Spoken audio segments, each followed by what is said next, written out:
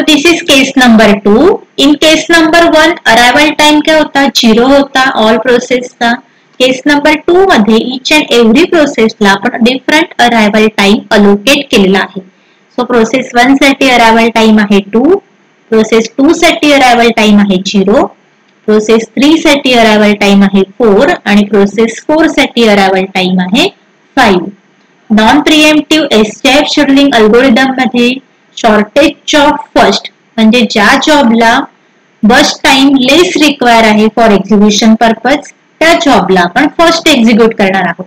तर कंपेअर करा ह्या 4 प्रोसेसना, प्रोसेस 1 टू प्रोसेस 4. या 4 प्रोसेस मध्ये सगळ्यात लेस फर्स्ट टाइम कोणत्या प्रोसेसचा आहे, तर प्रोसेस 3 चा आहे. लेस फर्स्ट टाइम किती आहे प्रोसेस 3 चा burst time 2 as compared to other 3 process. Process 3 चा बस्ट टाइम लेस आहे. बट आपण सपोज कन्सिडर करा प्रोसेस 3 चा जो अरायवल टाइम आहे तो किती आहे 4 आहे. जेव्हा आपल्या प्रोसेसचं एक्झिक्युशन स्टार्ट होतं तेव्हा ते 0 पासून स्टार्ट केलं जातं आणि जेव्हा त्या प्रोसेसचा अरायवल टाइम येतो तेव्हा त्या प्रोसेस रेडी क्यू मध्ये एंटर केल्या जातात. तर आता प्रोसेसचा जो अरायवल टाइम आहे इथे तो किती आहे, starting arrival time 0 initial start time. पण ह्या प्रोसेस P3 चा जो अरायवल टाइम आहे तो 4 आहे. मग 4 अरायवल टाइम असल्यामुळे आपली ही जी P3 आहे प्रोसेस ती इथे येईल का एक्झिक्युशन साठी रेडी क्यू मध्ये, नाही येणार कारण तिचा अरायवल टाइम अजून प्रोसेस मध्ये आला नाहीये, रेडी क्यू मध्ये आला नाहीये. मग नेक्स्ट आपण काय करणार, अदर 3 प्रोसेसना कंपेअर करणार, कुणाचा बस्ट टाइम सगळ्यात लेस आहे. तर आता बघा या बाकीच्या सगळ्या प्रोसेस आहेत आपल्याकडे, त्यामधली नेक्स्ट हायेस्ट प्रायोरिटी वाली प्रोसेस कोणती आहे, P1, P2 आणि P4. या 3 प्रोसेस मध्ये P1 चा बस्ट टाइम आहे 3, P2 चा बस्ट टाइम आहे 4 आणि P4 चा बस्ट टाइम आहे 4. तर ह्या तिन्ही प्रोसेस मध्ये सगळ्यात लेस बस्ट टाइम आहे प्रोसेस P1 चा. तर P1 प्रोसेसचा बस्ट टाइम आहे 3 बट त्याचा सुद्धा अरायवल टाइम काय आहे 2. मग आपण ह्या P1 ला सुद्धा एक्झिक्यूट करू शकतो का, नाही करू शकत कारण आपला जो अरायवल टाइम, आपला जो स्टार्टिंग टाइम आहे तो इथे 0 आहे आणि तुमचा हा स्टार्टिंग टाइम आणि अरायवल टाइम मॅच होत नाहीये. त्याच्यामुळे P1 पण आपली प्रोसेस एक्झिक्यूट होणार नाही. मग आता काय करेल, तो अदर रिमेनिंग प्रोसेस ना चेक करेल. तर आपल्याकडे बघा P2 आहे आणि P4 आहे. तर P2 आणि P4 ह्या दोघांमध्ये जर कंपॅरिझन केलं तर दोन्ही प्रोसेसचा बस्ट टाइम काय आहे, सेम आहे 4 आणि 4. पण त्यामध्ये कन्सिडर करा ह्या प्रोसेस P2 चा जो अरायवल टाइम आहे तो 0 आहे आणि ऑलरेडी आपली प्रोसेस काय आहे 0 ह्या अरायवल टाइमला काय होते, स्टार्ट होते. सो आपल्या रेडी क्यू मध्ये फर्स्ट ऑफ ऑल कोणती प्रोसेस येणार आहे, प्रोसेस P2. रेडी क्यू मध्ये प्रोसेस कोणती आलेली आहे, प्रोसेस P2. नॉन प्रिएम्प्टिव्ह शेड्यूलिंग मध्ये एकदा का प्रोसेस तुमच्या रेडी क्यू मध्ये एंटर झाली की त्या प्रोसेसचं कम्प्लीट एक्झिक्युशन केलं जातं, मध्ये त्या प्रोसेसला ब्रेक केलं जात नाही. ठीक आहे, एकदा का प्रोसेस तुमच्या रेडी क्यू मध्ये एंटर झाली की त्या प्रोसेसचं कम्प्लीट एक्झिक्युशन केलं जाईल. मग जिचा अरायवल टाइम 0 आहे त्या प्रोसेसला आपण काय करणार, फर्स्ट ऑफ ऑल एक्झिक्यूट करणार. मग प्रोसेस P2 काय होईल, पहिल्यांदा एक्झिक्यूट होईल आणि प्रोसेस P2 चा बस्ट टाइम किती आहे 4. सो 0 to 4 मिलीसेकंद आपली प्रोसेस P2 काय होणार आहे, एक्झिक्यूट होणार आहे. आता प्रोसेस P2 जेव्हा एक्झिक्यूट झाली त्यावेळेला 0, 1, 2, 3 आणि 4 असे 4 मिलीसेकंद त्यांनी काय केले, एक्झिक्यूट केले. तर आता बाकीच्या प्रोसेसचा अरायवल टाइम कन्सिडर करा. प्रोसेस P1 जी आहे ती अरायवल टाइम 2 ला तुमच्या रेडी क्यू मध्ये काय करेल, एंटर करेल, प्रोसेस 1. देन तुमची प्रोसेस 3 जी आहे ती अरायवल टाइम 4 ला आपल्या रेडी क्यू मध्ये काय करणार आहे, एंटर करणार आहे.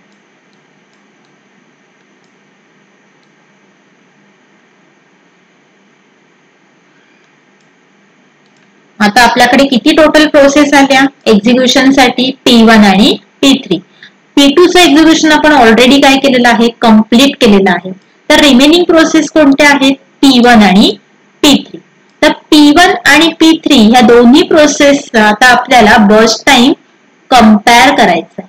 तर P1 चा बर्स्ट टाइम किती आहे 3 आणि P3 चा बर्स्ट टाइम किती आहे 2.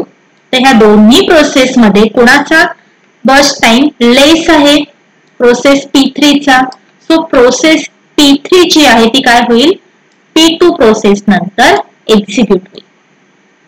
तर आपण काय केलं प्रोसेस P3 ला एक्झिक्यूट केलं आणि प्रोसेस P3 चा बर्स्ट टाइम किती आहे 2. सो 4 + 2 किती होतात 6. बर्स्ट टाइम आपण काय करतो ऍड करत जातो. आता प्रोसेस P3 चं एक्झिक्युशन कंप्लीट झालं. सो P3 सुद्धा तुमच्या रेडी क्यू मधून काय झालेली आहे आउट झालेली आहे आणि प्रोसेस P2 सुद्धा तुमच्या रेडी क्यू मधून आउट झालेली आहे. तर रिमेनिंग कोणती प्रोसेस आहे प्रोसेस P1 आणि अजून एक प्रोसेस आपल्याकडे रिमेनिंग आहे ती आहे आपली प्रोसेस P4. P2 आणि P3 चे एक्झिक्युशन कंप्लीट झाले त्याच्यामुळे आपल्याकडे रिमेनिंग कोणत्या प्रोसेस आहेत दोन P1 आणि P4. तर आता बघा P1 तो ऑलरेडी आपल्या रेडी क्यू मध्ये आली होती जेव्हा तिचा स्टार्टिंग टाइम जो होता तिचा अरायवल टाइम जो होता तो काय झालेला आहे 2 झालेला आहे. पण आपला P1 चे एक्झिक्युशन स्टार्ट नाही झालेलं अजून. ऍक्च्युअल आपल्या गॅन्ट चार्ट मध्ये ह्या प्रोसेस P1 चं एक्झिक्युशन स्टार्ट नाही झालंय फक्त त्याचा अरायवल टाइम आलेला आहे. आता नेक्स्ट बघा आपल्याकडे अजून एक प्रोसेस आहे P4 तिचा अरायवल टाइम किती आहे 5. तर आता ह्या गॅन्ट चार्ट मध्ये बघा 4 नंतर किती मिलीसेकंद येतील 5 आणि 5 नंतर 6. तर जेव्हा तुमचे 5 मिलीसेकंद येतील तेव्हा तुमची ही जी प्रोसेस P4 आहे ती तुमच्या रेडी क्यू मध्ये एंटर करेल. मग आता प्रोसेस P1 नी पण रेडी क्यू मध्ये एंटर केलंय आणि प्रोसेस P4 नी पण रेडी क्यू मध्ये एंटर केलंय. P1 चा बर्स्ट टाइम आहे 3 आणि तुमच्या P4 चा बर्स्ट टाइम किती आहे 4.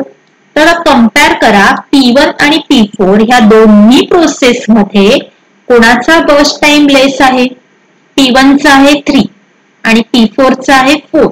तर ह्या दोन प्रोसेस मध्ये कोणाचा बर्स्ट टाइम लेस आहे तुमच्या प्रोसेस P1 चा. मग आफ्टर प्रोसेस 3 कोणती प्रोसेस एक्झिक्यूट होणार प्रोसेस 1. सो प्रोसेस 1 ला काय करेल तुमचा CPU एक्झिक्यूट करेल आणि प्रोसेस 1 चा बर्स्ट टाइम किती आहे 3. सो 6 + 3 किती येतात 9. आता नेक्स्ट कोणती प्रोसेस रिमेनिंग राहिली आहे ओनली वन प्रोसेस तिला काय करायचं एक्झिक्यूट करायचं.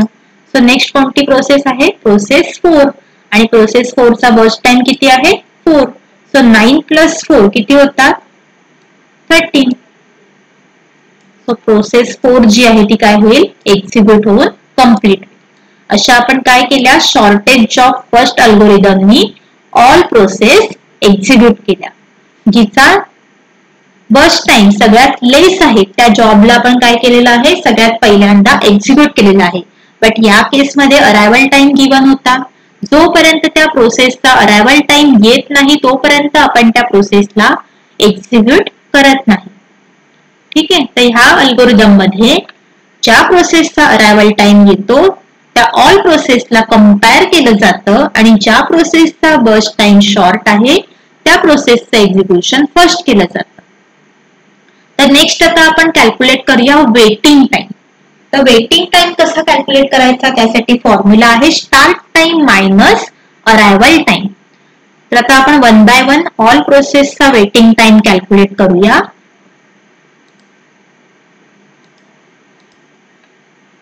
So for process P1 start time minus arrival time. तर प्रोसेस P1 जी आहे ती बघा कधी स्टार्ट झालेली आहे. प्रोसेस P1 जी आहे ती तुमची स्टार्ट झालेली आहे 6 मिलीसेकंदला. सो 6 मायनस तिचा अरायवल टाइम किती होता given 2. So 6 minus 2 equal to किती येतील 4. 6 minus 2 इक्वल टू किती येणार आहेत 4. So 4 is the waiting time for your process P1. Next आहे तुमची प्रोसेस P2. तर प्रोसेस P2 जी आहे ती कधी स्टार्ट झालेली आहे 0 मिलीसेकंदला. सो 0 मायनस तिचा अरायवल टाइम किती आहे 0. सो 0 मायनस 0 इक्वल टू किती येणार आहे 0. ओके. नेक्स्ट आहे प्रोसेस P3. प्रोसेस P3 चा स्टार्ट टाइम किती आहे बघा 4. 4 is the start time for your process P3. So 4 minus process P3 चा arrival time किती आहे 4. So 4 minus 4 equal to किती येणार आहे 0. नेक्स्ट काय आहे प्रोसेस P4.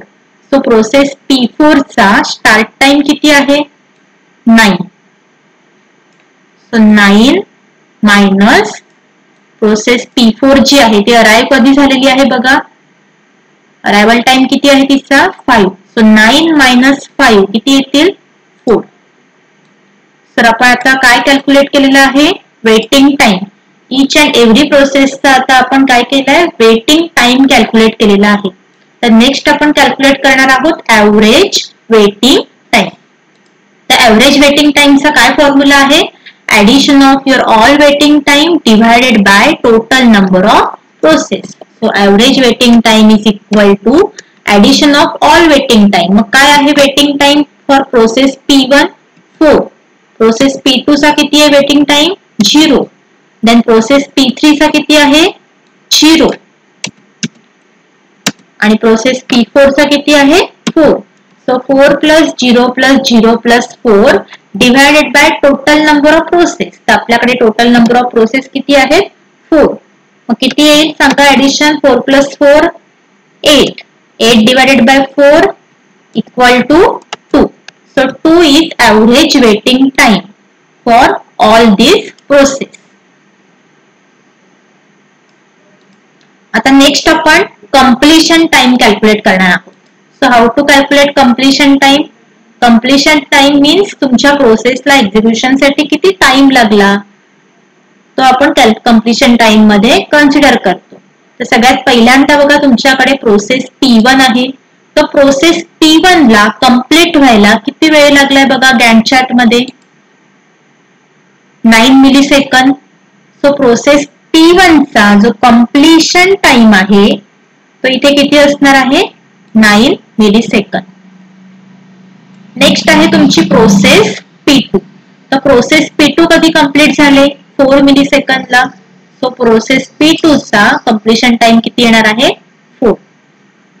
प्रोसेस P3 जी आहे ती कधी एंड झाले बघा 6 मिलीसेकंदला. सो प्रोसेस P3 चा जो कंप्लीशन टाइम असणार आहे तो किती येईल 6. देन नेक्स्ट आहे प्रोसेस P4. तर प्रोसेस P4 सगळ्यात एंडिंगला कंप्लीट झालेली आहे. सो तिचा कंप्लीशन टाइम काय येणार आहे 30. तर आता आपण काय काढला कंप्लीशन टाइम काढलेला आहे. नेक्स्ट आपल्याला काय काढायचं आहे टर्न अराउंड टाइम. तर टर्न अराउंड टाइम साठी आपल्याला 2 फॅक्टर लागतात. एक लागतो कंप्लीशन टाइम आणि दुसरा लागतो अरायवल टाइम. तर आपल्याकडे कंप्लीशन टाइम ऑलरेडी काढलेला आहे आपण. प्रोसेस P1 चा कंप्लीशन टाइम किती आहे 9. प्रोसेस P2 चा कंप्लीशन टाइम किती आहे 4. प्रोसेस P3 चा किती आहे कंप्लीशन टाइम 6 आणि प्रोसेस P4 चा कंप्लीशन टाइम आहे 30. मायनस आपल्याला काय करायचं आहे अरायवल टाइम. सो सगळ्या प्रोसेस मधून अरायवल टाइम काय करा मायनस करा. सो आता अरायवल टाइम मायनस केल्यावर काय येते बघा 9 minus 2 is equal to काय येणार आहे 7. So 7 is turnaround time for your process P1. Next आहे प्रोसेस 2. सो प्रोसेस 2 चा काय आहे arrival time 0. 4 minus 0 equal to काय येणार आहे 4. So 4 is turnaround time for your process P2. Next आहे process P3. So process P3 चा arrival time किती आहे 4. 6 minus 4 केल्यावर किती येतील 2. देन नेक्स्ट आहे process P4. So process P4 चा अरायवल टाइम किती आहे 5. So 13 minus 5 equal to 8. So process P4 चा टर्न अराउंड टाइम काय येणार आहे 8 आणि प्रोसेस P3 चा किती आला होता 2. तर आता आपण काय कॅल्क्युलेट केलेलं आहे टर्न अराउंड टाइम. तर नेक्स्ट आता आपल्याला काय काढायचं आहे average turn around time. So how to calculate average turn around time. Average turn around time is equal to addition of all turn around time divided by total number of process. So average turnaround time is equal to 7 plus 4 plus 2 plus 8 divided by काय करणार आहोत आपण total number of process. तर आपल्याकडे total number of process available आहेत 4. So 7 plus 4 plus 2 plus 8 किती होतात 21. So 21 divided by काय करणार आपण 4. सो 21 डिवाइडेड बाय 4 केल्यावर किती आन्सर येईल 5.25. So 5.25 is the average turnaround time. So आपण काय काढलं या प्रोग्राम मध्ये या एक्झाम्पल मध्ये आपण वेटिंग टाइम, कंप्लीशन टाइम आणि टर्न अराउंड टाइम कॅल्क्युलेट केला. तर टर्न अराउंड टाइम आता आपण सेकंड फॉर्म्युलानी सॉल्व्ह करून बघूया की करेक्ट आहे की नाही. तर टर्न अराउंड टाइम साठी काय आहे second formula burst time plus waiting time. So process P1 चा बर्स्ट टाइम किती आहे 3. सो 3 प्लस वेटिंग टाइम किती आहे 4. 3 प्लस 4 7 आहे करेक्ट. ठीक आहे. नेक्स्ट आहे प्रोसेस P2. सो 4 प्लस किती आहे बघा वेटिंग टाइम 0. 4 प्लस 0 4. नेक्स्ट आहे बर्स्ट टाइम प्रोसेस P3 चा 2. 2 plus waiting time 0. 2 plus 0 2. Then process P4 चा बर्स्ट टाइम किती आहे 4. 4 प्लस वेटिंग टाइम 4 किती आला 4 प्लस 4 8. सो आहे टर्न अराउंड टाइम करेक्ट. ह्या एक्झाम्पल मध्ये आपण वेटिंग टाइम कॅल्क्युलेट केला, कंप्लीशन टाइम कॅल्क्युलेट केला, टर्न अराउंड टाइम कॅल्क्युलेट केला आणि ऍव्हरेज वेटिंग टाइम आणि काय काढले आपण ऍव्हरेज टर्न अराउंड टाइम.